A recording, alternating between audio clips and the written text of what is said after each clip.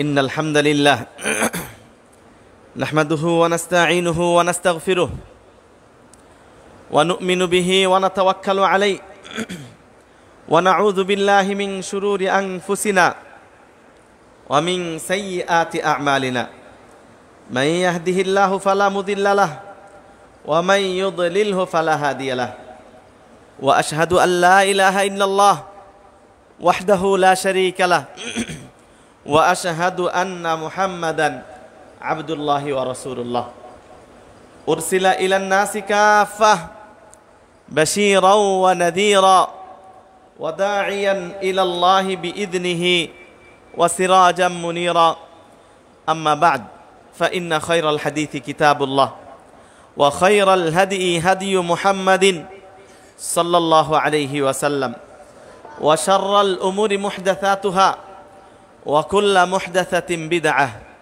وكل بدعة ضلالة وكل ضلالة في النار أعوذ بالله من الشيطان الرجيم بسم الله الرحمن الرحيم يا أيها الناس اتقوا ربكم الذي خلقكم من نفس واحدة وخلق منها زوجها وبث منهما رجالا كثيرا ونساء واتقوا الله الذي تساءلون به والأرحام إن الله كان عليكم رقيبا يا أيها الذين آمنوا اتقوا الله حق تقاته ولا تموتن إلا وأنتم مسلمون يا أيها الذين آمنوا اتقوا الله وقولوا قولا سديدا يصلح لكم أعمالكم ويغفر لكم ذنوبكم ومن يطع الله ورسوله فقد فاز فوزا عظيما وعن أبي هريرة رضي الله تعالى عنه قال رغم أنف رجل ذكرت عنده فلم يصلى علي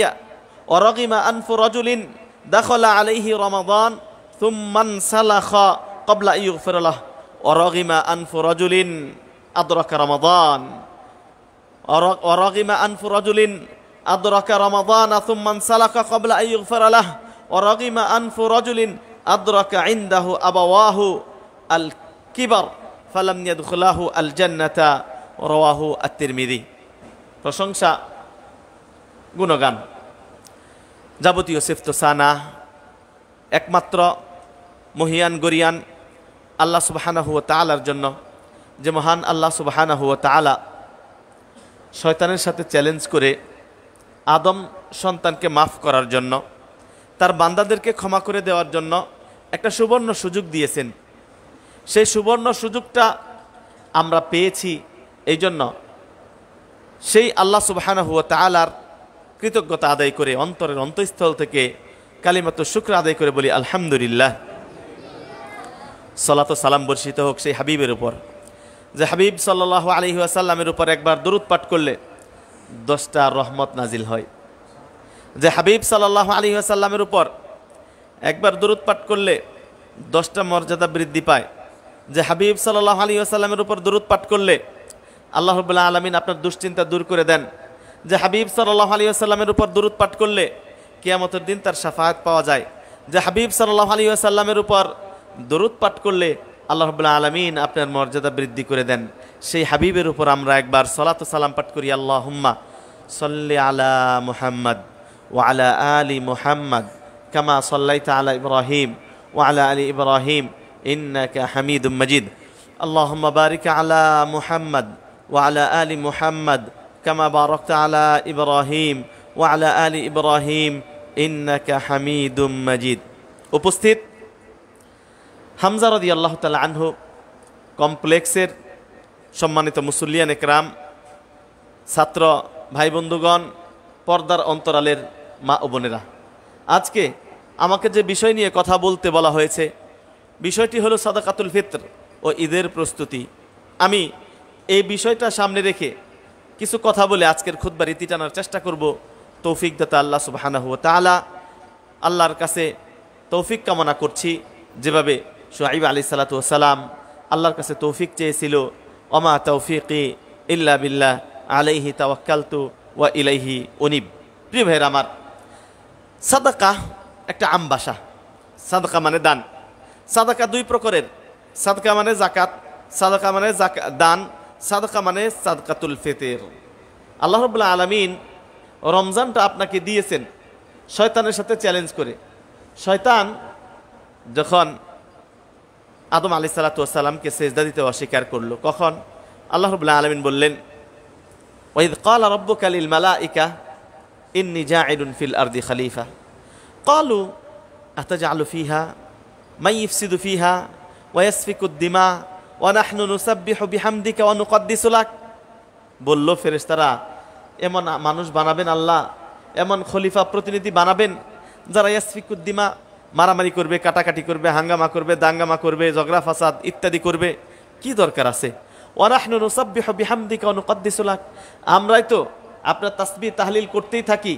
হ্যাঁ, আল্লাহ বললেন, ইন্নী আ'লামু মা লা তা'লামুন, আমি যা জানি তোমরা তা জানো না।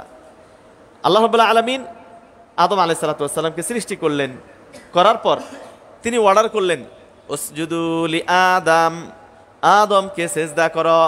ফাসাজাদু ইল্লা ইবলিস, সবাই সিজদা করলো ইবলিস ছাড়া। ও কি করলো? আবা, অস্বীকার করলো, ওয়াস্তাকবারা, অহংকার করলো, ওয়া কানা মিনাল কাফিরিন, আল্লাহ ওদেরকে কাফেরদের অন্তর্ভুক্ত করে দিলেন। কাকে? ইবলিসকে। ইবলিস আল্লাহর কাছে বললেন, ইবলিসের সাথে চ্যালেঞ্জ করে আল্লাহর রহমত দিয়েছেন, বরকত দিয়েছেন, মাগফিরাত দিয়েছেন। আল্লাহ রাব্বুল আলামিন সিয়াম, রমজানের একটা মাস আপনাকে দান করেছেন। কিভাবে? দেখেন, বলছে, আল্লাহ এত বছর ইবাদত বন্দেগী করলাম, একটা সিজদা না করার কারণে আমাকে কাফের বানিয়ে দিলেন।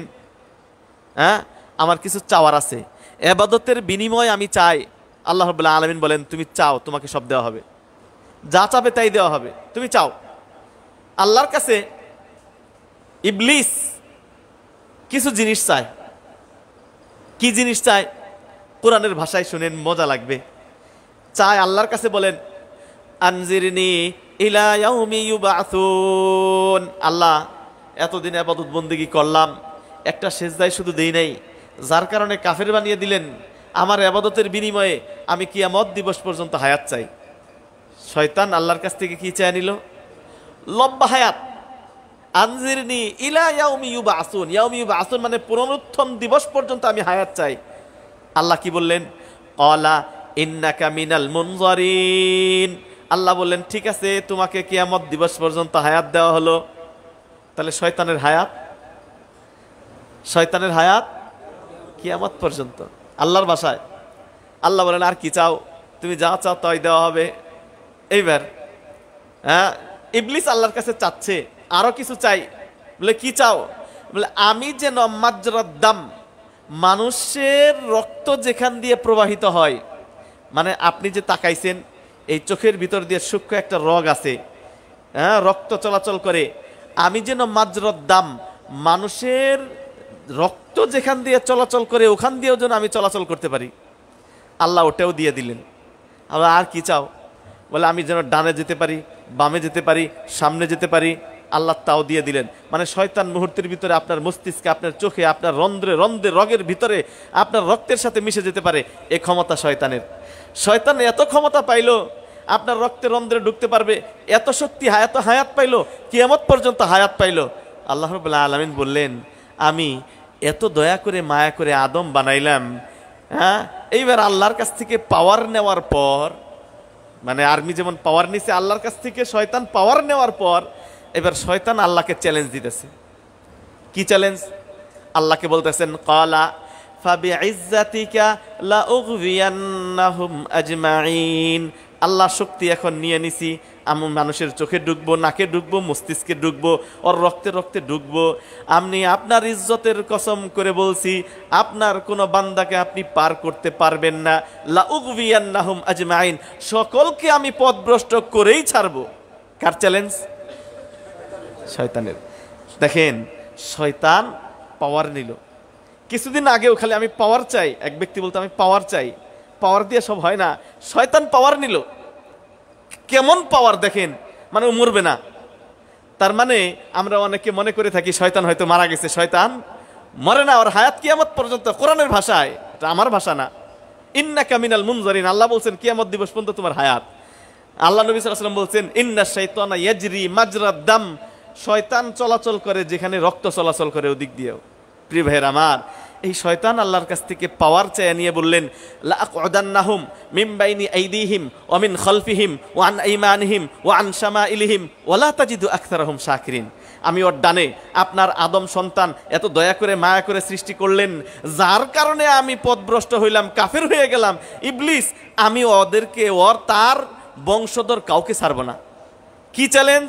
আমি ওর ডানে ধোঁকা দিব, আমি ওর বামে ধোঁকা দিব, আমি ওর পিছন থেকে ধোঁকা দিব, আমি ওর সামনে ধোঁকা দিব, এমন কোনো জায়গা নাই আমি তাকে ধোঁকা দিব না, ওর রক্তে ঢুকবো। কিভাবে? এই জন্য আল্লাহর কাছে চ্যালেঞ্জ করে বলল পথভ্রষ্ট করবই। তাহলে শয়তানের মিশন, শয়তানের ভিশন, শয়তানের টার্গেট একটাই, সমস্ত আদম সন্তানকে পথভ্রষ্ট করা। কথা ক্লিয়ার? আল্লাহ রাব্বুল আলামিন এই পর্যায়ে কি দিলেন? আল্লাহ রাব্বুল আলামিন বললেন ইল্লা ইবাদিয়াল মুখলাসিন, তুমি সমস্ত বান্দাদেরকে পারবে, কিন্তু এক প্রকারের বান্দাদেরকে তুমি পথভ্রষ্ট করতে পারবে না। কে তারা? তারা মুখলেস বান্দা, তারা খালেস বান্দা। তুমি যতই ধোঁকা দাও, তোমার ধোঁকায়, তোমার ফাঁদে তারা পা ফেলবে না। আল্লাহু আকবার। শুধু তাই না, ইল্লা মানিত্তাবাআকা মিনাল গাবিন, পথভ্রষ্ট হয়ে যারা তোমার শয়তানের পদাঙ্ক অনুসরণ করবে তারা ব্যতীত আর কাউকে তুমি পথভ্রষ্ট করতে পারবে না। আল্লাহ রাব্বুল আলামিন এবং শয়তানের মধ্যে দুইটা চ্যালেঞ্জ। তাহলে আল্লাহ রাব্বুল আলামিন চায় আদম সন্তান আল্লাহর রহমত পাক, সে জান্নাতে যাক। শয়তান তার চ্যালেঞ্জে না তাদেরকে নিয়ে কিভাবে পথভ্রষ্ট করবে, কিভাবে জাহান্নামে নিয়ে যাবে, শয়তান তার ওয়েতে, তার ফর্মুলায় কাজ করে যাচ্ছে। আল্লাহ রাব্বুল আলামিন আদম সন্তানদেরকে জীবনের সমস্ত গুনাহ মাফ করার জন্য বললেন ইন্নাশ শাইতানা লাকুম আদুউম মুবিন। জেনে রেখো শয়তান তোমাদের প্রকাশ্য শত্রু। জেনে রেখো শয়তান তোমাদের প্রকাশ্য শত্রু, অন্য কাউকে প্রকাশ্য শত্রু বলে নাই। শয়তান প্রকাশ্য শত্রু আমাদের। আল্লাহ বললেন আমি আমার আদম সন্তানদেরকে এমন একটা মাস দান করব যে মাসের মধ্যে সুলসিলাতিশ শায়াতিন, শয়তান তোকে আমি বন্দী করে ফেলবো। আল্লাহু আকবার। আপনার শত্রু, আপনার প্রকাশ্য শত্রু জেলখানায়, আপনি বাহিরে, আপনি দুনিয়াতে। আপনার যে শত্রু আপনাকে পথভ্রষ্ট করার জন্য যে চ্যালেঞ্জ নিয়ে আসছে আল্লাহর কাছ থেকে, ও এখন বন্দী।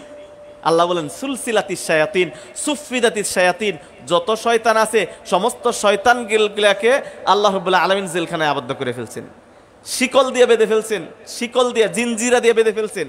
হ্যাঁ, ওয়া ফুত্তিহাত আবওয়াবুল জান্নাহ, জান্নাতের দরজা আল্লাহ খুলে দিয়েছেন। ওয়া উগলিকাত আবওয়াবুন নার, জাহান্নামের দরজা বন্ধ করে দিয়েছেন। আর আল্লাহ রাব্বুল আলামিন ডাকছেন, ইয়া বাগিয়াল খাইরি আকবিল, ওহে কল্যাণের অন্বেষণকারী, যারা আল্লাহর দিকে দাপিত হতে চাও, যারা জান্নাত চাও, তোমরা আসো, আমি রহমত বরকত তোমার সবকিছু দুয়ার খুলে দিচ্ছি, তোমাদেরকে ক্ষমা করে দিব। এমন একটা মাস তোমাদের শত্রুকে বন্দী করে দিয়েছি, তোমরা আসো। ওয়া বাগিয়াশ শাররি আকসির, ওহে অনিষ্টে অন্যায় পথে চলনকারী, যারা অন্যায় অসৎ পন্থায় চলো, তোমরা একটু ক্ষান্ত হও, তোমরা একটু থামো। এই যে এমন একটা মাস দিলাম, এই মাসটার যদি সম্মান করো, এই মাসটার যদি কদর করো, এই মাসটার যদি ইজ্জত করো, এই মাসটার হক যদি আদায় করো, এই মাসটার রোজা সিয়াম কিয়াম যদি পালন করো, আমি আল্লাহ শয়তানের চ্যালেঞ্জের মোকাবেলায় তোমার জীবনের সমস্ত গুনাহ ক্ষমা করে দিব। শুধু তাই না, হ্যাঁ, ইউবাদদিরুল্লাহু সাইয়্যাতিহিম হাসানাত, তুমি যদি তওবা করো, তোমার যত 11 মাস শয়তান তোমাকে পথভ্রষ্ট ভ্রান্ত পথে পরিচালনা করে যত গুনাহ করাইছে, তুমি যদি খালেসভাবে তওবা করো রমজান মাসে, পিছনে 11 মাসের গুনাহগুলাকে নেকি দ্বারা রূপান্তরিত করে দিব। শয়তান এইবার খুব কষ্টে আছে, হ্যাঁ, খুব কষ্টে আছে। তবে কিছুদিন পরে যখন ছাড়া পাবে, তখন পাবে যাক আল্লাহর রহমত অমুকে পায় নাই। প্রিয় ভাইয়ের আমার, আল্লাহ রাব্বুল আলামিন এত দয়া করে শয়তানের সাথে চ্যালেঞ্জ করে একটা মাস আপনাকে দিলেন। এই মাসটাতে কিছু ইবাদত বন্দেগী আছে, এই ইবাদত বন্দেগী যদি আমরা সঠিকভাবে করতে পারি, আল্লাহ রাব্বুল আলামিন আমাদের সমস্ত গুনাহ মাফ করে দিবেন। 3টা মৌলিক ইবাদত চলে যাচ্ছে। আসছিল সুন্দর মাস, হাঁটি হাঁটি পা করে চলে যাচ্ছে, আর মাত্র কয়েকটা দিন। চোখটা বন্ধ করে বুকে হাত দিয়ে একটু চিন্তা করুন, আপনি কি আল্লাহর দেওয়া শয়তানের সাথে ওই চ্যালেঞ্জটা গ্রহণ করতে পেরেছেন? আপনি কি নিজেকে আত্মশুদ্ধি করতে পেরেছেন? আপনি কি মিথ্যা কথা ছাড়তে পেরেছেন? আপনি কি রমজানের সিয়ামের যে হক, এটা কি আদায় করতে পেরেছেন? চোখটা বন্ধ করে বালিশে মাথাটা ঠেকিয়ে একটু চিন্তা করবেন, আপনি যদি আল্লাহ প্রদত্ত এই মেহমানের কদর করে আপনি যদি নিজেকে জান্নাতি মানুষ না বানাইতে পারেন, আপনার মতো হতভাগা পৃথিবীতে আর একটাও নেই। একটা হাদিস পাঠ করেছি, আবু হুরায়রা রাদিয়াল্লাহু তাআলা আনহু বলেন, রগিমা আনফু রাজুল, আল্লাহ নবী সাল্লাল্লাহু আলাইহি ওয়াসাল্লাম 3 সিঁড়ির উপরে খুতবা দিতেন। 3 নাম্বার সিঁড়িতে আসেন তিনি, 1 নাম্বার সিঁড়িতে আইসে বললেন আমিন, বললেন আমিন। সাহাবীরা বুঝতে পারতেছে না, রাসূলুল্লাহ সাল্লাল্লাহু আলাইহি ওয়াসাল্লাম কিছুই বললেন না, নেমে বলেন আমিন। দ্বিতীয় সিঁড়িতে নামলেন, আবার বললেন আমিন। তৃতীয় সিঁড়িতে নেমে বললেন আমিন।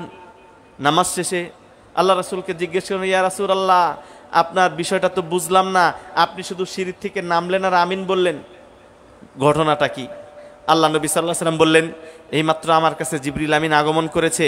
আমি যখন 3য় ধাপে ছিলাম, জিবরিল আমিন আমাকে বলছেন, রগিমা আনফু রাজুলিন যুকিরতু ইনদাহু ফালাম ইউসাল্লা আলাইয়া, ওই ব্যক্তির নাক ধুলাই দূষিত হোক, ওই ব্যক্তি ধ্বংস হোক, ওই ব্যক্তি সফল কাম না হোক, যার কাছে আমি নবী মুহাম্মদের নাম নেওয়া হলো কিন্তু সে সাল্লাল্লাহু আলাইহি ওয়াসাল্লাম পাঠ করলো না, ওই ব্যক্তির নাক ধুলাই দূষিত হোক ও ধ্বংস হোক। তখন আমি বলছি আমিন।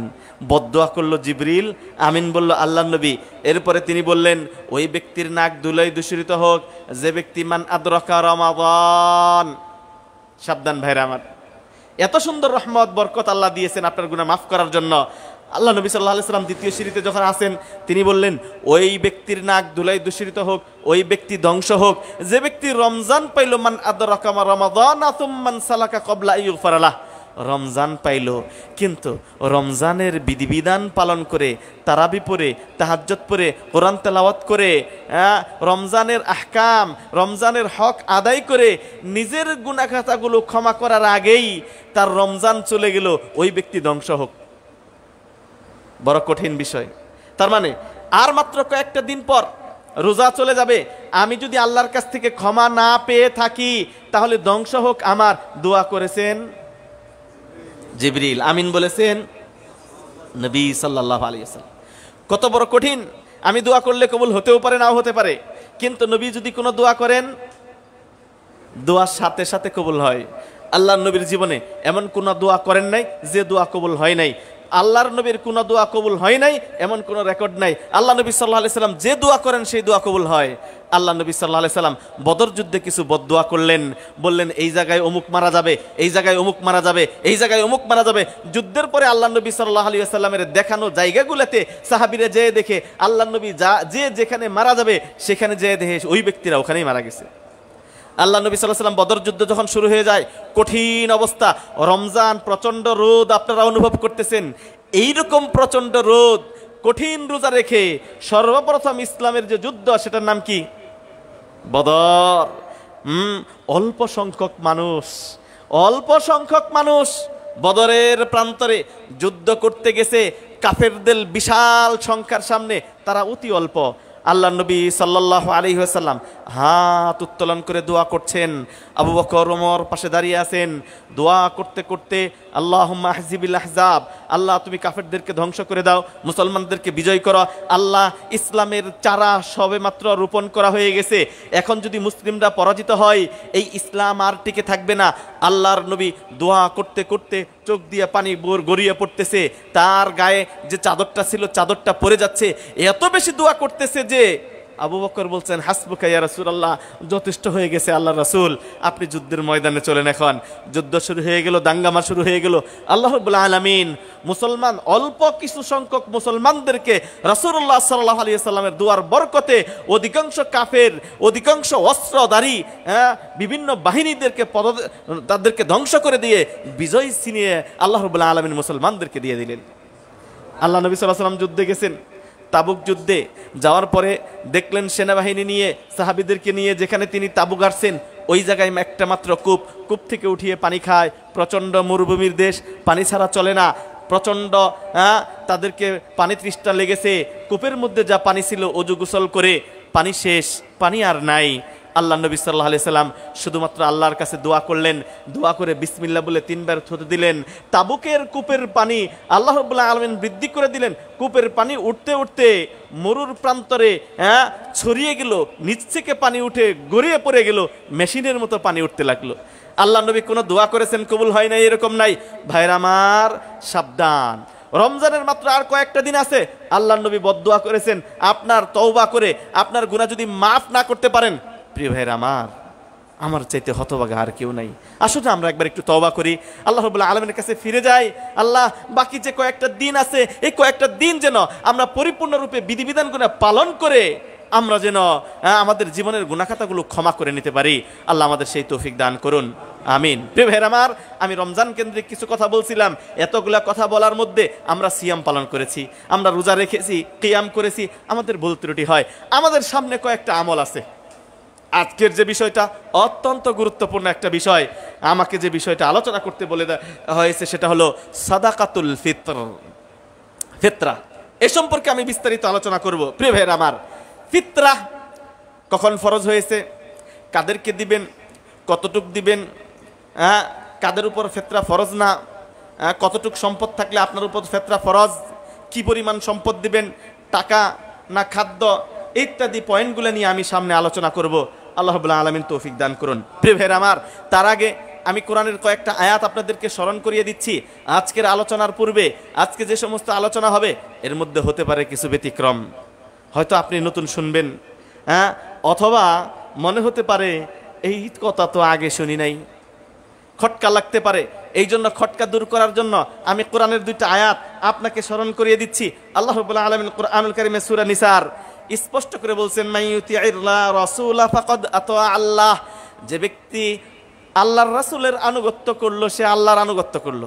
রাসূলের আনুগত্য মানে মাইয়ুতিইর রাসূলা ফাকাদ আতা আল্লাহ, যে ব্যক্তি রাসূলুল্লাহ সাল্লাল্লাহু আলাইহি ওয়াসাল্লামের কথা মানলো, যে ব্যক্তি রাসূলুল্লাহ সাল্লাল্লাহু আলাইহি ওয়াসাল্লামের দিক নির্দেশনা মোতাবেক পথ চললো, যে ব্যক্তি রাসূলুল্লাহ সাল্লাল্লাহু আলাইহি ওয়াসাল্লামের দেখানো পথ অনুপাতে ফিতরা দিল, সাদাকাতুল ফিতরা আদায় করলো, সে ব্যক্তি অনুসরণ করলো কার? আল্লাহ সুবহানাহু ওয়া তাআলা। ওমান তাওয়াল্লা ফামা আরসালনাকা আলাইহিম হাফিযা, যে ব্যক্তি আল্লাহর রাসূলের বিরোধিতা করলো, আল্লাহর রাসূলের কথার বিরোধিতা করলো, তার ফামা আরসালনাকা, তার কাছে কোনো হেফাজতকারী, আল্লাহর পক্ষ থেকে কোনো হেফাজতকারী নাই। সুতরাং আজকে রাসূলুল্লাহ সাল্লাল্লাহু আলাইহি ওয়াসাল্লামের ফিতরা, রাসূলের হাদিস দ্বারা যেটা সাব্যস্ত হবে, এটার উপর আমল করা মানে হলো আল্লাহর কথার আমল করা। প্রিয় ভাইরা আমার, ওমাই শাকিকির রাসূলা মিন বাদি মা তাবায়্যানা লাহুল হুদা, যে ব্যক্তি সন্দেহ পোষণ করবে আল্লাহ রাসূল সাল্লাল্লাহু আলাইহি সাল্লামের হেদায়েত সুস্পষ্ট হওয়ার পরেও, যে সন্দেহ পোষণ করবে রাসূলুল্লাহ সাল্লাল্লাহু আলাইহি সাল্লামের বিষয়ে, সে ব্যক্তি ওয়াত্তাবি গায়রা সাবিলিল মুমিনিন, সাহাবীদের পথ নীতি যে ব্যক্তি অনুসরণ করবে না, ওয়ানুসলিহি জাহান্নাম, তাকে আমি জাহান্নামে প্রবেশ করাবো। এই আয়াত থেকে বোঝা যায় কোন ব্যক্তি যদি রাসূলুল্লাহ সাল্লাল্লাহু আলাইহি সাল্লাম এবং সাহাবীদের আদর্শকে ফলো না করে, অন্য কোন মত পথ, অন্য কোন মাযহাব বা অন্য কিছুকে তারা গ্রহণ করে, আল্লাহ বলছেন সে জাহান্নামে যাবে। সুতরাং মানতে হবে এক ব্যক্তিকে, অন্ধ অনুসরণ করতে হবে এক ব্যক্তিকে, অন্ধভাবে একজনের কথাকেই মানতে হবে। তিনি হলেন আপনার নবী, আমার নবী, শ্রেষ্ঠ নবী, সাইয়্যিদুল মুরসালিন, জনাবে মুহাম্মদুর রাসূলুল্লাহ সাল্লাল্লাহু আলাইহি ওয়াসাল্লামের। প্রিয় ভাইরা আমার, ওয়াসাআত মাসীরা, এটা কতই না নিকৃষ্ট। আল্লাহ কোরআনুল কারীমে বলেন সূরা হাশরের 7 নম্বর আয়াতে, ওয়ামা আতাকুমুর রাসূলু ফাখুযু, আল্লাহর রাসূল যা কিছু দিয়েছে তা গ্রহণ করো, ওয়ামা নাহাকুম আনহু ফান্তাহু, আল্লাহ রাসূল সাল্লাল্লাহু আলাইহি ওয়াসাল্লাম যা থেকে নিষেধ করেছেন এ থেকে বেঁচে থাকো। এই 3 আয়াত আপনাদেরকে স্মরণ করিয়ে দিলাম কেন? কারণ কিছু ব্যতিক্রমী আলোচনা হবে। যাদের বয়স বেশি হয়ে গেছে, মুরব্বীরা বলবেন ঢাকা থেকে আইসা শুধুমাত্র ঝামেলার মাসআলা বলে গেল, কিন্তু সঠিক কথা বলল না। আমরা যে কথাটা বলবো এই কথাটা কোরআন এবং অথেন্টিক হাদিসের ভিত্তিতে বলবো। 30 বছর যাবত একটা মাসআলা আহলুল হাদিসরা, সালাফিরা একটা মাসআলার কথা বলে আসতেছে। 33 বছর পর ইসলামিক ফাউন্ডেশন এই বছর সেটা মেনে নিছে, বলে আলহামদুলিল্লাহ। কি সেই মাসআলা? আমরা রমজান আসলেই আলোচনা করি, বাবু তাজিলুল ইফতার, তাড়াতাড়ি ইফতার করা, তিরমিজির হাদিস, তাড়াতাড়ি ইফতার করা, তাড়াতাড়ি ইফতার করা এবং দেরি করে তাখিরুস সুহুর, দেরি করে সেহরি খাওয়া। অনেকে রাত 3টায় সেহরি খেয়ে ঘুমিয়ে যান, আর সেহরি খাওয়ান না, এটা সুন্নত না। এটা সুন্নত না। তাহলে আমরা আহলুল হাদিস সালাফিরা এত বছর যাবত এই একটাই দাওয়াত দেই যে আমরা যে আজান দেই 3 মিনিট 5 মিনিট পরে বাফারিং টাইম দেই, যে যদি সূর্যাস্ত না হয়, রোজারা যদি আমি ইফতার করে ফেলি রোজা ভেঙে যাবে না, এই সন্দেহ করে 3 মিনিট বা 5 মিনিট একটা গ্যাপ দিয়ে আজান দেওয়া হয়। আমরা এতটা বছর জনগণকে, বাংলার মানুষদেরকে বোঝানোর চেষ্টা করেছি এইটা কোরআন এবং হাদিসের বিপরীত, এটা হাদিসের বিপরীত। সুতরাং এতদিন বাংলার জনগণ মেনে নেয় নাই, কিন্তু ইসলামিক ফাউন্ডেশন এবছর সূর্যাস্তের হওয়ার সাথে সাথে ইফতার করার নির্দেশ দিয়েছেন, টাইমটাও এরকম দিয়েছেন। মানে 30 বছর 33 বছর পরে হলেও সঠিকটা গ্রহণ করেছে। এই জন্য বলি আলহামদুলিল্লাহ, এটা সালাফি দাওয়াতের ফল, এটা আহলুল হাদিস দাওয়াতের ফল, এটা মাদানী আলেমদের দাওয়াতের ফল। প্রিয় ভাইয়েরা আমার, শুধু তাই না, মিলাদ উঠে গেছে, ঘরে ঘরে মিলাদ হতো, শুক্রবারে মিলাদ হতো, অমুক দিন মিলাদ হতো, নতুন দোকান উদ্বোধন করতে মিলাদ হতো। এখন কি ওই মিলাদ আছে? কাদের দাওয়াত? এই জন্য দাওয়াত শুরু করেন। আজকে সাদকাতুল ফিতরার কিছু আলোচনা আমরা করব। বলতে বলতে বলতে মানুষ হয়তোবা আরো 33 বছর পরে মানুষ বলবে না এটাই ঠিক, ওটাই নিতে হবে।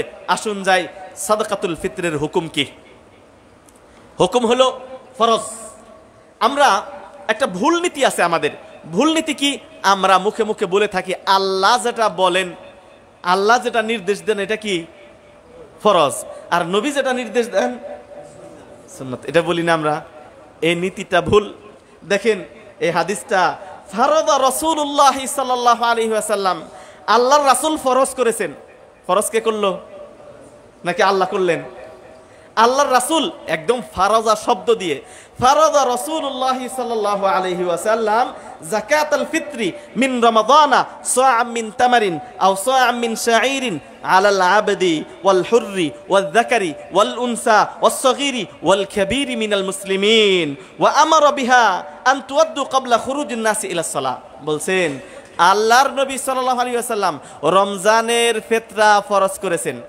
তাহলে ফরজ শুধু আল্লাহই করে না, নবীও করেন। এই জন্য ইতিপূর্বে যে কয়েকটা আয়াত পড়লাম যে আল্লাহর আনুগত্য, এই রাসূলের আনুগত্য মানে আল্লাহর আনুগত্য। আল্লাহ নিজে বলেছেন আল্লাহর নবী যা দিয়েছেন এটা গ্রহণ করো, যা নিষেধ করেছেন তা থেকে বেঁচে থাকো। আল্লাহ নিজে বলেছেন মাইয়ুতিয়ার রাসূলা ফাকাদ আতা আল্লাহ, যে ব্যক্তি আল্লাহর রাসূলের আনুগত্য করলো সে আল্লাহর আনুগত্য করলো। সুতরাং আল্লাহর নবী যে বিধান দিবে ওটা পালন করা মানেই হচ্ছে আল্লাহর বিধান পালন করা। প্রিয় ভাইয়ের আমার, আল্লাহ নবী সাল্লাল্লাহু আলাইহি ওয়াসাল্লাম বললেন ফারাদা রাসূলুল্লাহ সাল্লাল্লাহু আলাইহি ওয়াসাল্লাম যাকাতাল ফিতরি, ফিতরা ফরজ করেছেন রমজানের মিন তামার, খেজুর হতে, শাঈর জব হতে, আলাল আবদি ওয়াল হুররি, স্বাধীন কৃতদাস, নারী পুরুষ, ছোট বড় সকল মুসলমানের উপর। তাহলে এই হাদিস থেকে আমরা দুইটা জিনিস পাই, যাকাত দেওয়ার, ফিতরা দেওয়ার, যাকাতুল ফিতর তথা ফিতরা দেওয়ার হুকুম কি ফরজ। ফিতরা দেওয়ার হুকুম ফরজ। কে করেছেন? আল্লাহ নবী সাল্লাল্লাহু আলাইহি ওয়াসাল্লাম। প্রিয় ভাইরা আমার, এটার হিকমা কি? ফিতরা কেন আল্লাহ নবী সাল্লাল্লাহু আলাইহি ওয়াসাল্লাম ফরজ করলেন? কি কারণে? দুইটা কারণ। আল্লাহ নবী সাল্লাল্লাহু আলাইহি ওয়াসাল্লাম ইবনে আব্বাস রাদিয়াল্লাহু তাআলা আনহুর হাদিস থেকে দুইটা হিকমত, দুইটা উদ্দেশ্যে ফিতরা ফরজ। এক নাম্বার তুহরাতান লিসাইম, মানে এই যে একটু আগে রোজার মহত্ব বললাম, রোজা এমন একটা এক্সেপশনাল ইবাদত, এমন একটা আলাদা ইবাদত যেটার দৃষ্টান্ত, যেটার সমপর্যায়ের অন্য কোনো ইবাদত নাই। নবী সাল্লাল্লাহু আলাইহি ওয়াসাল্লাম বলছেন আসিয়ামু লা আদলা লাহ, রোজা এমন একটা ইবাদত এটার সমান কোনো ইবাদত নাই। কেন বলেছেন? আল্লাহ রাব্বুল আলামিন কুরআন এবং হাদিসে যতই রিসার্চ করেন কোথাও পাবেন না আল্লাহ বলেছেন আস-সালাতু লি, নামাজ আমার জন্য বলে নাই। আল্লাহ কোরআনে কোথাও বলে নাই, হাদিসে কোথাও বলে নাই। আল হাজ্জু লি, হজ আমার জন্য বলে নাই। আল্লাহ এবং তার রাসূল সাল্লাল্লাহু আলাইহি ওয়াসাল্লাম কোথাও বলে নাই। আস-সাদাকাতু লি, সাদকা দান সদকা আমার জন্য বলে নাই। একটা মাত্র ইবাদতকে আল্লাহ নিজের দিকে নিসবাত করেছেন। আল্লাহু আকবার। রমজানের গুরুত্ব বোঝার জন্য এই অংশটুকুই যথেষ্ট। রমজান যে আল্লাহ বলছেন আস-সাওমু লি, রোজা আমার জন্য, অন্য কোন ইবাদতকে বলে না এটা আমার জন্য। একটা মাত্র ইবাদত যাকে বলেছেন এটা আমার জন্য, এর প্রতিদান আমি নিজে দিব। সুবহানাল্লাহ। এই জন্য কি প্রতিদান পাবো? অন্য ইবাদতের সওয়াব ফেরেশতারা লেখে, কিন্তু রমজানের সওয়াব ফেরেশতারা লিখতে পারে না। এই হাদিসটাই রমজানের ফজিলতের জন্য যথেষ্ট, আর দরকার নাই। ফিতরা আল্লাহ নবী ফরজ করলেন। কেন ফরজ করলেন? দুইটা উদ্দেশ্যে। এক নম্বর হলো তুহরাতান লিসাইম, রোজা রেখেছেন, গুনাহ মাফ করতে চেয়েছেন। যে ব্যক্তি রোজা রাখলো কিন্তু মিথ্যা ছাড়তে পারলো না, যে ব্যক্তি রোজা রাখলো সুদ ছাড়তে পারলো না, যে ব্যক্তি রোজা রাখলো ঘুষ ছাড়তে পারলো না, যে ব্যক্তি রোজা রাখলো তার চোখ রোজা রাখলো না, যে ব্যক্তি রোজা রাখলো কিন্তু তার হাত রোজা রাখলো না, যে ব্যক্তি রোজা রাখলো কিন্তু তার পা রোজা রাখলো না। তার মানে রোজা মানে সকাল থেকে সন্ধ্যা পর্যন্ত না খেয়ে থাকা, এটার নাম রোজা নয়। রোজা হলো আপনার গোটা বডি আপনাকে রোজা পালন করতে হবে। জাবের বিন আব্দুল্লাহ বলেছেন ইদা আসুমতা ফালইয়াসুম সামউকা ওয়া বাসারুকা, তুমি যদি রোজা রাখো তোমার চক্ষু যেন রোজা রাখে, তুমি যদি রোজা রাখো তোমার হাত যেন রোজা রাখে। আচ্ছা ভাই, হাত রোজা কিভাবে রাখে? হাত কি খাইতে পারে? চোখ রোজা কিভাবে রাখে? চোখ কি খাইতে পারে? তাহলে চোখে কি না খেয়ে থাকে? চোখের রোজা কি? হাতের রোজা কি? পায়ের রোজা কি? অন্তরের রোজা কি? জাবের বিন আব্দুল্লাহ তিনি বলেছেন রোজা রাখলে তোমার অঙ্গ প্রত্যঙ্গও যেন রোজা রাখে। অঙ্গ প্রত্যঙ্গের রোজাটা কি? আপনি যে চোখ যে অন্তর রোজা রেখেছেন, সকাল সন্ধ্যা থেকে না খেয়ে আছেন, আপনি যখন রোজা রাখবেন, রোজা রাখা মানে হলো আল্লাহ রাব্বুল আলামিন আপনাকে যে সমস্ত আদেশ করেছেন এটা বাস্তবায়ন করা। চোখ দিয়ে, যে চোখ আল্লাহ দিয়েছেন, এই চোখ দিয়ে আপনি অন্যায় কিছু দেখতে পারবেন না। রাস্তা দিয়ে চলবেন, বেগানা নারী দেখেছেন, চোখটা নিচু করে ফেলবেন, এইটা রোজার হক, এটা রোজার দাবি। আপনি মোবাইল চাপতেছেন, হঠাৎ করে দেখছেন অন্যায় কিছু চলে আসলে, এটা দেখলে গুনাহ হবে, একটা নারী বা একটা ভিডিও গান অথবা ইত্যাদি কিছু চলে আসছে, আপনি সাথে সাথে স্কিপ করে দিবেন, এটা হলো চোখের রোজা। আপনি হাত দিয়ে অন্যায় কিছু করবেন না, অন্যায় কাউকে আঘাত করবেন না, পাও দিয়ে অন্যায় কোনো পন্থায় অন্যায় কোনো কাজ করার জন্য আপনি ধাপিত হবেন না, এটার নাম হলো রোজা। মানে খালি সকাল সন্ধ্যা না খেয়ে থাকলেন, এটার নাম রোজা না। এই জন্য নবী সাল্লাল্লাহু আলাইহি ওয়াসাল্লাম বলছেন রুব্বা সাইমিন, অনেক রোজাদার আছে লাম ইয়াজিদ মিন সাওমিহি ইল্লাল জু ওয়াল আতাশ, অনেক রোজাদার আছে রোজা তারা ঠিকই রাখে, কিন্তু ওই রোজা দেখে তারা আল্লাহর কাছে সওয়াব তো পাবেই না, ক্ষুধা সকাল সন্ধ্যা না খেয়ে থাকা, এটাই তার সোয়াব, অন্য কোনো সোয়াব সে আর পাবে না। কারণ কি, সে রোজা রাখছে ঠিক, না খেয়ে থাকছে ঠিক, চোখের হেফাজত করে নাই, রোজা থাকছে ঠিক, হাতের হেফাজত করে নাই, অন্তরের হেফাজত করে নাই, এই জন্য ওই রোজা তার কোনো উপকারে আসবে না। প্রিয় ভাই আমার, আছে মাত্র কয়েকটা দিন। এই যে রোজা রাখার পর আল্লাহ যেভাবে রোজা রাখতে বলেছেন এভাবে ত্রুটি হয়ে গেছে, বিচ্যুতি হয়ে গেছে, এই জন্য আল্লাহ নবী সাল্লাল্লাহু আলাইহি সাল্লাম এক যাকাতুল ফিতরা ফরজ করেছেন রোজাদারের ত্রুটি মুক্ত করার জন্য। এক নাম্বার, ফিতরা ফরজ কি উদ্দেশ্যে? রোজাদারের ত্রুটি মুক্ত করার জন্য। মানে আপনি আপ্রাণ চেষ্টা করেছেন সোজা পথে চলতে, রোজা হক আদায় করতে, চোখ হেফাজত করতে, কিন্তু তারপরেও অসচেতনতায় আপনি অজান্তেই হঠাৎ করে ভুলভ্রান্তি হয়ে গেছে, রোজার ত্রুটি হয়ে গেছে। এই রোজার ত্রুটিগুলা মুক্ত করার জন্য আল্লাহ নবী সাল্লাল্লাহু আলাইহি ওয়াসাল্লাম ফিতরা ফরজ করেছেন তুহরাতান লিসাইম। এটা হলো একটা হিকমা। তাহলে ফিতরা ফরজ করেছেন রোজাদারের ত্রুটি বিচ্যুতি মুক্ত করার জন্য। এখন যে রোজা রাখে না তার কি ফিতরা আছে? কথা ভালো করে বুঝেন। আল্লাহ নবী ফিতরা ফরজ করলেন ত্রুটি, রোজার ত্রুটি মুক্ত করার জন্য। এখন আপনি রোজাই রাখেন না, তার ফিতরা চলবে? দুই নাম্বার উদ্দেশ্য কি? তুমাতান লিল মাসাকিন, মিসকিনদের খাদ্য দেওয়ার জন্য। মিসকিনদের, এখানে দুইটা জিনিস স্পষ্ট হয় এই হাদিস থেকে, যে ফিতরা কার হক? কার হক? মিসকিনদের হক। যাকাত কার হক? সূরা তাওবার 60 নম্বর আয়াতে আল্লাহ বলছেন ইন্নামাস সাদাকাতু লিল ফুকারা'i ওয়াল মাসাকিন ওয়াল আমিলিনা আলাইহা ওয়াল মুআল্লাফাতি কুলুবুহুম ওয়া ফির রিকাবি ওয়াল গারিমিন ওয়া ফি সাবিলিল্লাহ ওয়াবনিস সাবিল। এই 8টা খাত, এইটা যাকাত দিতে হয়। কিন্তু ফিতরা তুমাতান লিল মাসাকিন, ফিতরা দুইটা উদ্দেশ্যে ফরজ। একটা রোজাদারের ত্রুটি মুক্ত করার জন্য, নাম্বার 2 মিসকিনদের খাদ্য পূরণ করার জন্য। কোন দিন? ঈদের দিন। মানে আল্লাহ রাব্বুল আলামিন ঈদের এমন একটা দিন দিয়েছেন, আল্লাহ চান, নবী সাল্লাল্লাহু আলাইহি ওয়াসাল্লাম এই ফিতরার বিধান করেছেন এই জন্য ঈদের দিন মুসলিমদের এমন কোনো ঘর যেন না থাকে যে ঘরে খাদ্য নাই। মানে এটা এমন একটা আনন্দের দিন, সবাই মিলে আনন্দ করব। কেউ সেই গোশত পোলাও কুরমা খাবে, কারো ঘরে খাবার থাকবে না, এইটা যেন না হয়। বরং আনন্দের দিনটা যেন আমরা সবাই মিলে, ধনী গরিব সকলে মিলে যেন আনন্দ করতে পারি, আমরা খাবার খেতে পারি। এই জন্য আল্লাহ রাব্বুল আলামিন ফিতরা, নবী সাল্লাল্লাহু আলাইহি সাল্লাম ফিতরা ফরজ করেছেন। তাহলে ফিতরা দুইটা কারণে ফরজ। একটা হলো রোজাদারের ত্রুটি মুক্ত করার জন্য, 2 নাম্বার হলো ঈদের দিনে মিসকিনের খাদ্য দেওয়ার জন্য। কতটুক সম্পদ হলে ফিতরা দিবেন? আগের হাদিসে শুনিয়েছি যে ফিতরা ধনী গরিব ছোট বড় নারী পুরুষ সকলের জন্য ফিতরা। কতটুক সম্পদ থাকলে আপনি ফিতরা দিবেন? আপনার উপর ফিতরা ওয়াজিব বা ফরজ কতটুকু সম্পদ থাকলে? আপনি আপনার অধীনস্থ যে সমস্ত মা বোন অথবা আপনার সন্তানাদি আছে যাদের ভরণ পোষণের দায়িত্ব আপনার, তাদের ঈদের দিন এবং রাত, আবার ভালো করে শুনবেন, নিসাব, যাকাতের নিসাব আমরা সবাই জানি 85 গ্রাম স্বর্ণ 7.5 ভরি অথবা 85 গ্রাম স্বর্ণে অথবা এর সমপরিমাণ যদি সম্পদ আপনার কাছে থাকে, আপনার উপর 1 বছর পরিপূর্ণ থাকলে যাকাত ফরজ। কিন্তু ফিতরার নিসাবটা কি? এইটা অনেকে বলে যাকাতের নিসাবই ফিতরার নিসাব, না, এটা সঠিক না। ঈদের দিন এবং রাত মানে 24 ঘন্টা আপনি এবং আপনার অধীনস্থ যারা আছে এদের যদি ভরণ পোষণ খাবার দাবারের পরে যদি অতিরিক্ত খাবার থাকে আপনার উপর ফিতরা ফরজ। কথা স্পষ্ট? তাহলে এইবার দেখেন কার উপর ফিতরা ফরজ নাই? সবার উপর ফিতরা ফরজ। প্রিয় ভাইরা, আবার এইবার আল্লাহ রাব্বুল আলামিন কি দিয়ে ফিতরা দিবেন, নবী সাল্লাল্লাহু আলাইহি ওয়াসাল্লাম কি দিয়ে ফিতরা দিতে বললেন? অসংখ্য হাদিসের মধ্যে ইবনে ওমরের হাদিস, ফারাদা রাসূলুল্লাহ সাল্লাল্লাহু আলাইহি ওয়াসাল্লাম যাকাতুল ফিত্রি মিন রমাদান সাআম মিন তামার, 1 সা খেজুর। সা কাকে বলা হয়? সায়ের পরিমাণ কি?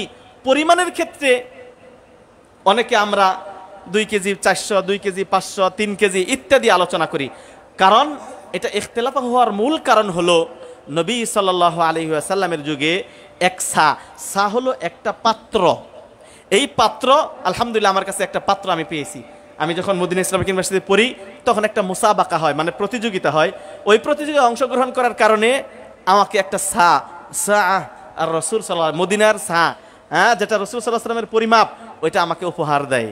ওই সাটা আমি নিজে পরিমাপ করে দেখেছি। মানে এটা যেহেতু একটা পাত্র, এটার মধ্যে যদি আপনি চাউল দেন তাহলে একরকম হয়, চাউলের ওজন বেশি হয়। আর যদি মুড়ি দেন, হ্যাঁ, ওজন কমে যাবে, কারণ এটা পাত্র। আর যদি গম দেন আর এক রকমের ওজন হবে। আল্লাহর নবী সাল্লাল্লাহু আলাইহি ওয়াসাল্লাম এক সা। এখন চাউল মেপে দেখেন, হয়তো 2 কেজি 400, 2 কেজি 500, 600, 700 এই কাছাকাছি হবে। আরো যদি সহজ করে বলি, আল্লাহ নবী সাল্লাল্লাহু আলাইহি ওয়াসাল্লাম মুদ আকারে দিতে বলেছেন, 4 মুদ। পরিমাপ বোঝাচ্ছি, ফেতরার পরিমাপ 4 মুদ, মানে মধ্যম হাতের 1 অঞ্জলি এভাবে দিবেন, 1 বার, 2 বার, 3 বার, 4 বার। এই 4 মুদে মধ্যম মানের ছোট হাত নিলে আবার হবে না, দেখবেন এই 2.5 কেজির কাছাকাছি হয়। এই জন্য 1 সা, মূল হলো 1 সা। 1 সার পরিমাণ কত একটু ইখতিলাফ, কারণ নবী সাল্লাল্লাহু আলাইহি ওয়াসাল্লাম পাত্র দেখিয়ে দিয়েছেন, ওজন বলে যায় নাই যে 2.5 কেজি, এটা বলে যায় নাই, 3 কেজি এটা বলে নাই, সা বলে গেছেন। সার পরিমাপ করতে একটু হয়। এই জন্য আমাদের বাংলাদেশে অধিকাংশ মানুষ যেটা বলে থাকে, এবং শেখ, আমার কাছে একটা বই আছে শেখ সালেহ আল উসাইমিন মাজালিস শাহরি রমাদান, এটার মধ্যে লিখছে 2 কেজি 400 গ্রাম। আমি পরিমাপ করে দেখছি কাছাকাছি এরকমই হয়, 2 কেজি 400, 2 কেজি 500 এরকম হয়। এই জন্য 2.5 থেকে 3 কেজি পরিমাণ যদি আপনি খাদ্য দেন তাহলে আপনার ফিতরা আদায় হয়ে যাবে। এখন খাদ্য না টাকা? খাদ্য না টাকা? নবী সাল্লাল্লাহু আলাইহি ওয়াসাল্লাম এর সাহাবীরা, যতগুলা সাহাবীর হাদিস পাবেন, ইবনে ওমরের হাদিস, আরো যতগণের হাদিস পাবেন, দেখেন আবু সাঈদ আল খুদরির একটা অকাট্য হাদিস, এই হাদিসের জবাব সহজে কেউ দিতে পারবে না। তিনি বলছেন, কুন্না নুখরিজু ইয়াউমাল ফিত্রি ফি আহদিন নবিয়্যি সাল্লাল্লাহু আলাইহি ওয়াসাল্লাম সাআম মিন তুআম। আবু সাঈদ আল খুদরি বলছেন, আমরা রাসূলুল্লাহ সাল্লাল্লাহু আলাইহি ওয়াসাল্লামের যুগে ঈদের দিন আমরা ফেতরা বের করতাম 1 সা খাদ্য। তোআম, তোআম মানে খাদ্য, বলে নাই নুকুদ, বলে নাই যে কুন্না নুখরিজু নুকুদাম, আমরা নুকুদ বের করতাম, এটা বলে নাই, বরং 1 সা খাদ্য আমরা ফেতরা হিসাবে ব্যবহার করতাম।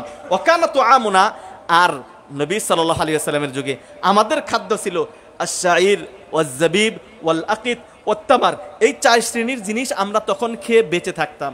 তার মানে বর্তমান যুগেও এই ধরনের খাবারের উপর যারা নির্ভরশীল, যারা এই খাবার খেয়েই বেঁচে থাকে, তারা এগুলা দিয়ে ফেতরা দিবে। কি? জব, কিশমিশ, পনির, খেজুর। এখন তো এগুলা আমাদের প্রধান খাদ্য না, আমাদের খাদ্য হলো চাউল, এই জন্য আমরা চাউল দিয়ে দিব। পাকিস্তানিদের খাদ্য হলো আটা, রুটি, তারা গম দিয়ে দিবে। এই জন্য প্রত্যেক দেশের প্রধান যে খাদ্য, ওই খাদ্য দিয়ে ফিতরা দিবে, টাকা দিয়ে। শেখ সালেহ আল উসাইমিনের ফতোয়া, তিনি বলছেন, ফালা ইউজিউ ইখরাজু তুআমুল বাহাইম, এটা জায়েজ নাই। ইখরাজু কিমাতাত তুআম, খাদ্যের মূল্য বের করা এটা জায়েজ নাই, এটা হলো ব্যতিক্রম। আমাদের দেশে প্রত্যেকটা বছর ইসলামিক ফাউন্ডেশন থেকে একটা মূল্য নির্ধারণ করে দেওয়া হয়। সৌদি আরবের বড় একজন শায়েখ স্পষ্ট ভাষায় এর বইয়ের মধ্যে উল্লেখ করেছেন, ওয়ালা ইউজিউ, জায়েজ হবে না, যথেষ্ট হবে না, আদায় হবে না, ইখরাজু কিমাতাত তুআম, মানে ফিতরা হিসাবে খাদ্যের মূল্য যদি বের করে এটা যথেষ্ট হবে না, মানে ফিতরা আদায় হবে না। তাহলে কি দিয়ে দিতে হবে? খাদ্য দিয়ে।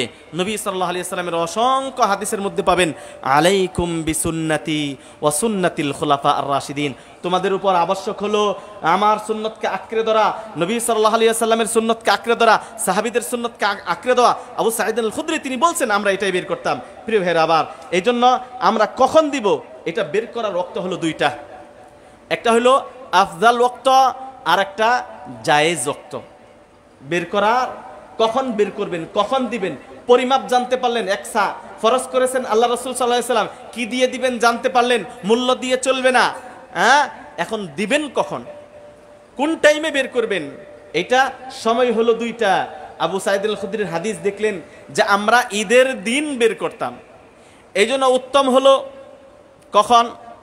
ঈদের দিন সকালে ঈদগাহে যখন আসবেন, 1 সা 2.5 থেকে 3 কেজি পরিমাণের খাদ্য, যে চাল আপনি খান ওই চাল নিয়ে বের হয়ে যাবেন। অভাবী অসহায় যারা আছে তাদেরকে দিয়ে ঈদগাহে আসবেন। এটা হলো উত্তম ওয়াক্ত। যদি মনে করেন ইবনে ওমর থেকে একটা জায়েজি ওয়াক্ত আছে, সেটা কি? যদি কেউ মনে করে যে ঈদের দিন সকালে আমি মিসকিন নাও পেতে পারি, অসহায় নাও পেতে পারি, তখন আমার তো ফিতরা ঈদের সালাতের আগে আদায় করতে হবে, ঈদের সালাতের পরে যদি আদায় করেন এটা কিন্তু ফিতরা হবে না, তখন দান হয়ে যাবে। এই আতঙ্ক যদি কোনো ব্যক্তি করে তাহলে ক্বাবলা ইয়াউমা ওয়া ইয়াউমাইন, ঈদের একদিন অথবা 2 দিন আগে এই ফিতরা বের করা জায়েজ। তার মানে আজকে কি বার? আজকে কয় তারিখ? আজকে হলো রমজানের 27। আমরা যদি 29টা ধরি তাহলে 28। তার মানে আগামী কাল থেকে আপনি ফিতরা বের করতে পারেন, এটা জায়েজই ওক্ত। আর উত্তম ওক্ত হলো ঈদের দিন সকালে বের করা। কারণ কি, ওই যে বলেছিলাম যে ফিতরা আল্লাহর নবী ফরজ করেছেন 2টা উদ্দেশ্যে। একটা উদ্দেশ্য হলো রোজাদারের ত্রুটি মুক্ত করা, 2 নম্বর উদ্দেশ্য হলো ঈদের দিন যেন কেউ অভুক্ত না থাকে। এখন আপনি যদি 1 সপ্তাহ আগে দিয়ে দিলেন, ওর তো খাবার শেষ। হ্যাঁ, আপনি রাসূলের যেখানে সুন্নত পাবেন চোখ বন্ধ করে মেনে নেবেন, কোনো স্কুইজ বা কোনো উজর আপত্তি আপনি উঠাবেন না। শেখ চাল তো নিতে চায় না, টাকা দিলেই ভালো হয়, টাকা দিলে অসহায় মানুষ রিক্সা চালায় আবার বাবাও খায়, আপনি দিবেন ফিতরার টাকা 200 টাকা দিবেন, ও নিয়ে বাবা খাবে। এটা হতে পারে না, পারে না। বহু অসহায় গরিব মানুষ আমি দেখেছি, এটা চাক্ষুষ প্রমাণ। প্রিভের আমার, আল্লাহর নবী সাল্লাল্লাহু আলাইহি ওয়াসাল্লাম বলেছেন খাদ্য দিয়ে দিতে, সাহাবীরা খাদ্য দিয়ে দিয়েন, আপনি আল্লাহর নবীর কথা অকাট্যভাবে মেনে নিয়ে খাদ্য দিয়ে দিবেন। এই ইজতিহাদ, এই মাসআলা আমরা এখন পর্যন্ত বলে আসছি। দুঃখের বিষয়, আমাদের দেশের অধিকাংশ হানাফি মাযহাবের অনুসরণ করে এই কথাটা এখনো গ্রহণ করে নাই। আমরা আল্লাহর কাছে আশা করব, হ্যাঁ, আল্লাহর কাছে দোয়া করব, ফরিয়াদ করব, বাংলার ইসলামিক ফাউন্ডেশন, বাংলার জনগণ যেমন 33 বছর পরেও আগের ওয়াক্ত হলেই ইফতার করা, এই যে আমাদের প্রচেষ্টা, এটা কবুল করে নিয়েছে। আমাদের খাদ্য দিয়ে ফিতরা দিতে হবে, এটাই রাসূলের সুন্নত, এটাই অকাট্য। হ্যাঁ, এইটাও যাতে করে মেনে নাই, আমরা এই দোয়া করি, আল্লাহ যেন কবুল করেন। বিশেষ করে বাংলাদেশের যে সমস্ত মুফতিয়ানা আছেন যারা ফতোয়া দেয়, আমরা যদি কেউ অপারগ হয় চাউল বের করতে, সেটা জায়েজই, সেটা ভিন্ন বিষয়, কিন্তু আপনাকে উত্তম বলতেই হবে কি দিয়ে দেওয়া? খাদ্য দিয়ে দেওয়া। আল্লাহ আমাদের সেই তৌফিক দান করুন। প্রিয় ভাইরা আমার, যদি এটা ফরজ কখন হয়, কতটুক ফরজ, কিন্তু কোন সময় ফরজ, ফিতরা কখন ফরজ হয়? ফরজ হয় ওয়াক্তু উজুবুল ফিতরা গুরুবুশ শামসি লাইলাতুল ঈদ। ঈদের চাঁদ যখন দেখবেন, ওই দিন পর্যন্ত যদি আপনি জীবিত থাকেন, যখন আপনি দেখলেন পশ্চিম আকাশে ঈদের চাঁদ উঠেছে, তখন আপনার উপর ফিতরা ফরজ। হ্যাঁ, এটা হইল ফরজ। তার আগে আপনার উপর ফিতরা ফরজ হবে না। এই জন্য কাদের উপর ফরজ না? যারা ঈদের দিন চাঁদ দেখার আগে মৃত্যুবরণ করেছে, তার উপর ফিতরা ফরজ না। কারণ ফরজ হয় ঈদের চাঁদ ওঠার সাথে সাথে, ততদিন আপনার হায়াত পেতে হবে। কোন বাচ্চা ভূমিষ্ঠ যদি হয় ঈদের চাঁদ দেখার আগে, মানে তাহলে তার উপর ফিতরা ফরজ। ঈদের চাঁদ ওঠার পরে যদি হয় তার উপর ফিতরা ফরজ, কিন্তু জানিন পেটে বাচ্চা যদি থাকে তার উপর ফিতরা ফরজ না। তবে উসমান রাদিয়াল্লাহু তাআলা আনহু 4 মাস, মানে 4 মাস যখন রূহ ফুৎকার দেয়, যে আল্লাহ রাব্বুল আলামিন স্বামী স্ত্রী যখন একত্রে থাকে, এরপরে আল্লাহ রাব্বুল আলামিন 4 মাস 440-এ 120 দিন, এরপরে আল্লাহ রাব্বুল আলামিন রূহ ফুৎকার দেয়। অর্থাৎ পেটের বাচ্চার যখন রূহ আটে, হৃৎপিণ্ড যখন নড়াচড়া শুরু হয়, তখন মানে 4 মাসের পরে উসমান রাদিয়াল্লাহু তাআলা আনহু ফিতরা দিতেন। হ্যাঁ, কারণ তিনি মনে করতেন তার জান চলে আসছে, অনেকটা সে দুনিয়া আসার মতোই। এই জন্য কেউ দিতে পারে, তিনি দিয়েছেন, উৎসাহিত করেছেন। কারো পেটে যদি বাচ্চা থাকে আর ঈদের চাঁদ যদি উঠে যায়, বাচ্চার বয়স যদি 4 মাস হয়ে যায়, তাহলে তারটাও আপনি আদায় করতে পারেন। তাহলে এটা হলো ফিতরা কখন ওয়াজিব হয়? ঈদের চাঁদ ওঠার সময় ফিতরা ফরজ হয়। আল্লাহ রাব্বুল আলামিন আমাদেরকে এই ফিতরার হুকুম আহকাম বিধিবিধান বুঝে আমল করার তৌফিক দান করুন, আমিন। প্রিয় ভাইয়েরা আমার, দ্বিতীয় যে পয়েন্টটা, ঈদের প্রস্তুতি।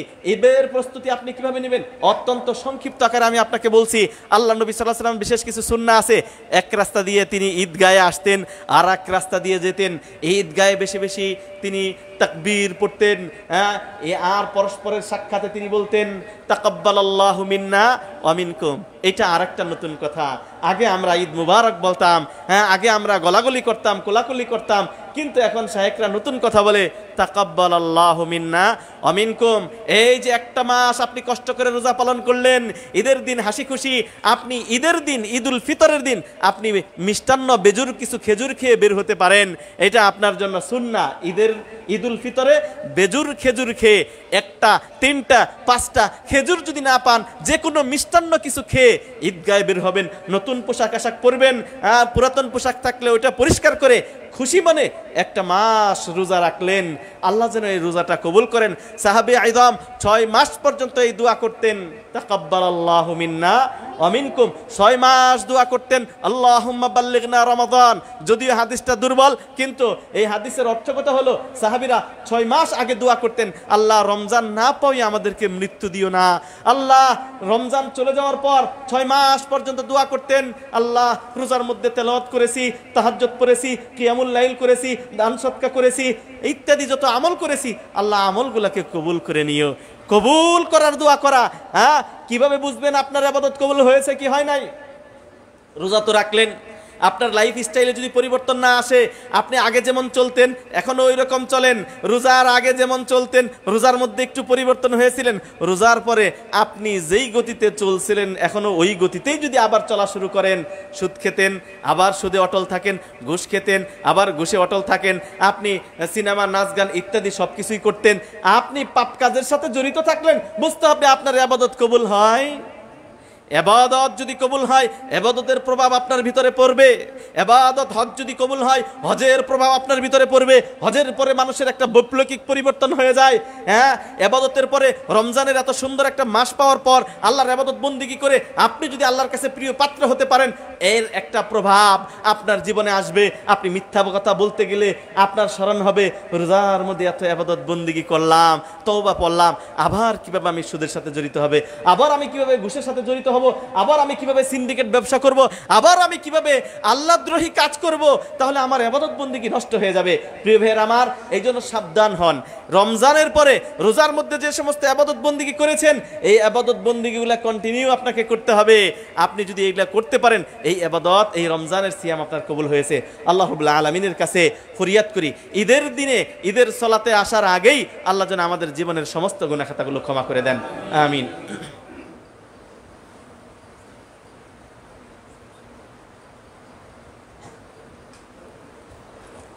ইন্নাল হামদালিল্লাহ নাহমাদুহু ওয়া নাস্তাঈনুহু ওয়া নাস্তাগফিরুহু ওয়া নু'মিনু বিহি ওয়া নাতাওয়াক্কালু আলাইহি ওয়া নাউযু বিল্লাহি মিন শুরুরি আনফুসিনা ওয়া মিন সাইয়্যিআতি আ'মালিনা।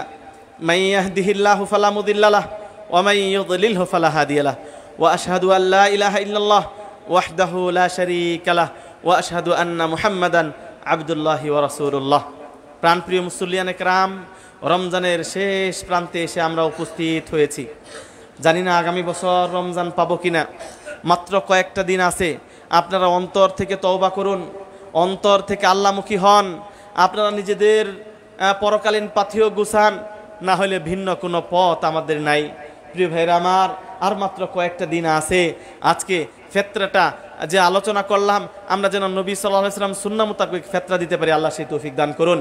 বিশেষ করে নজর রাখবেন, বিশেষ করে এই ধরনের যে সমস্ত প্রতিষ্ঠান আছে, যেমন হামজা রাদিয়াল্লাহু তাআলা আনহু কমপ্লেক্স, অসংখ্য দরিদ্র অসহায় ছাত্র এখানে লেখাপড়া করে।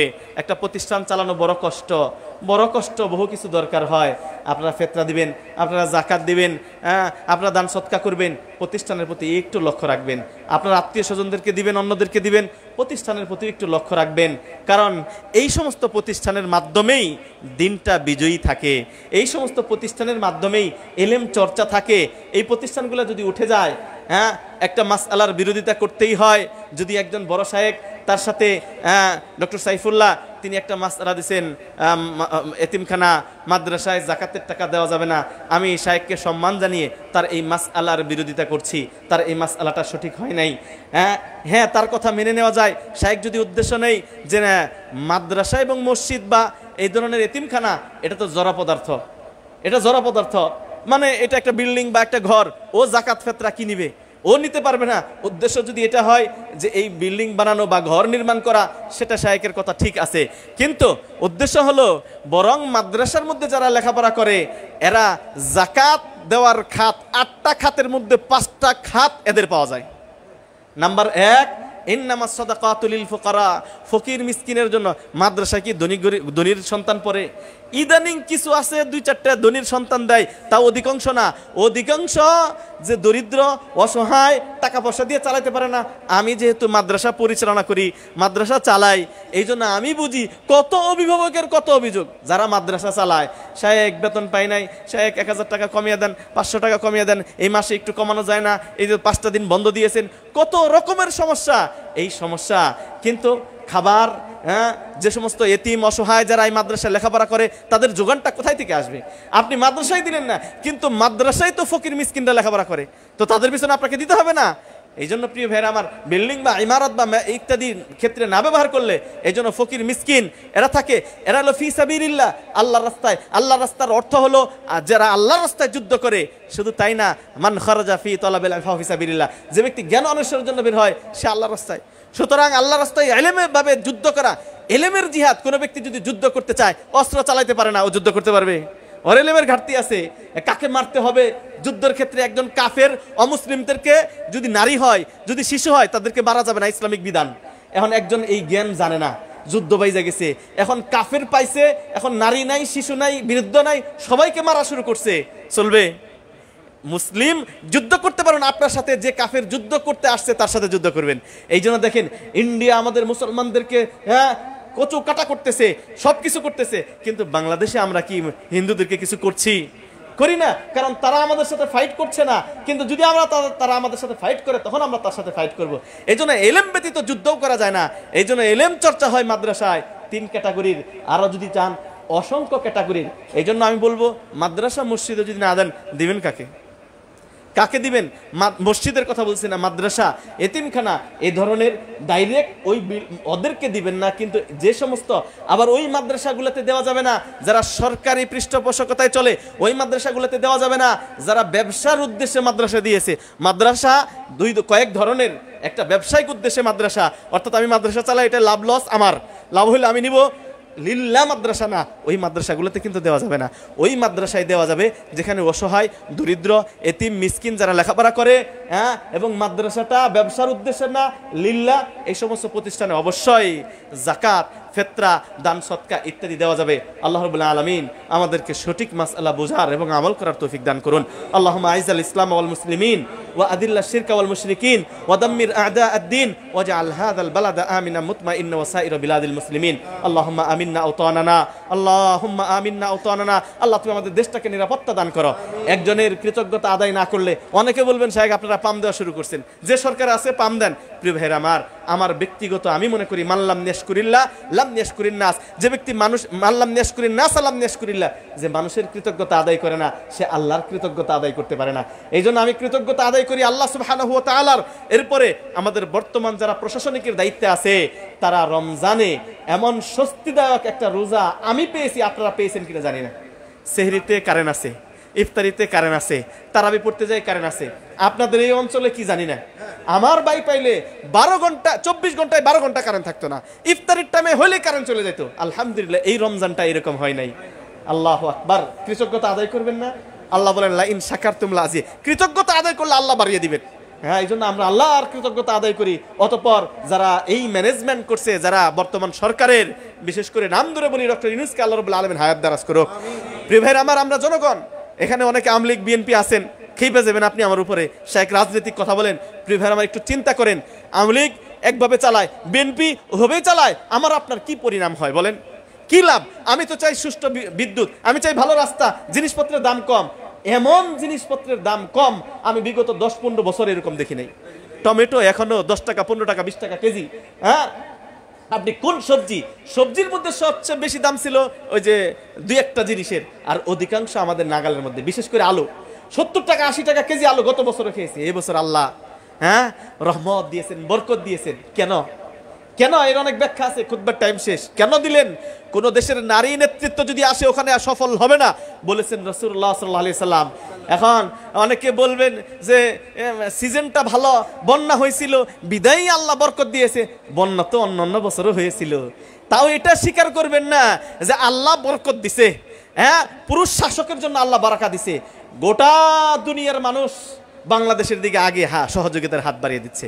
এই জন্য আমরা দোয়া করি, আমাদের এত এইটা সেটা দরকার নাই, আমার দরকার দেশটা সুন্দরভাবে চলুক।